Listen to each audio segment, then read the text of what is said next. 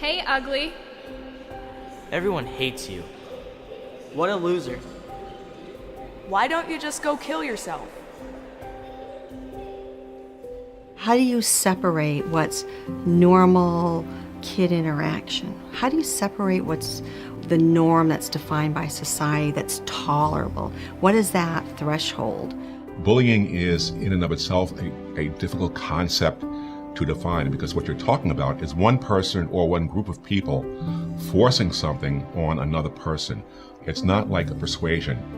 There's an idea of a threat that goes behind it. Bullying is also very complicated. It's not always observed by adults. It's not always easy to peel back the layers and figure out exactly what's going on.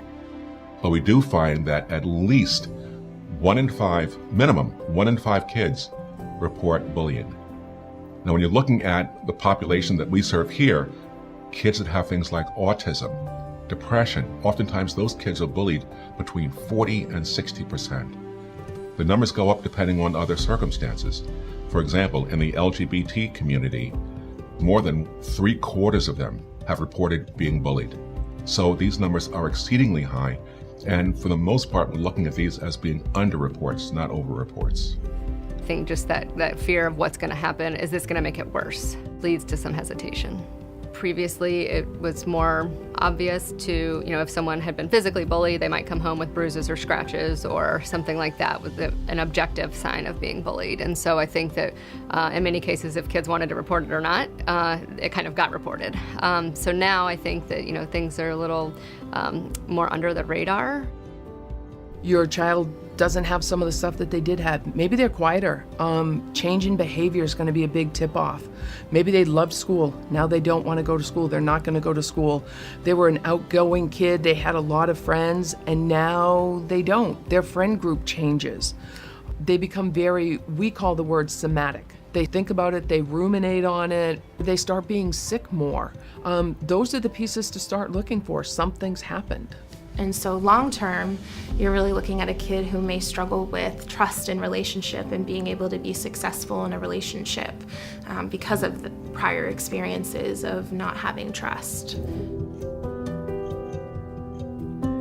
A lot of people think of bullying as mostly physical, but it does take on verbal, social, relational, and even cyber.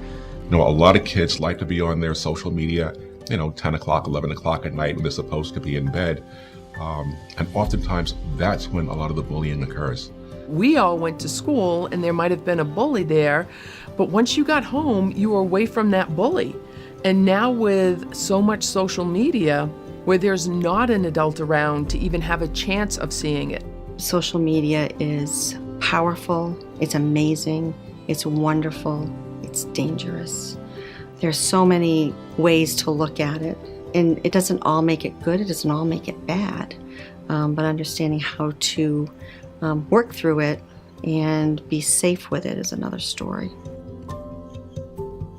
We often tell children, be assertive, but also put on a calm front.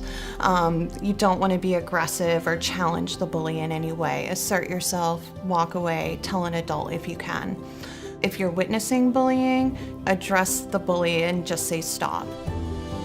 Most of the time, bullies are looking for the audience, they're looking for approval from their peers, and when they're not getting that, the bullying will stop. It's knowing when to not push too hard. That's a hard spot to be, because as a parent, you want to say, I'm the mother lion, I'm going to fix this. It doesn't work that way.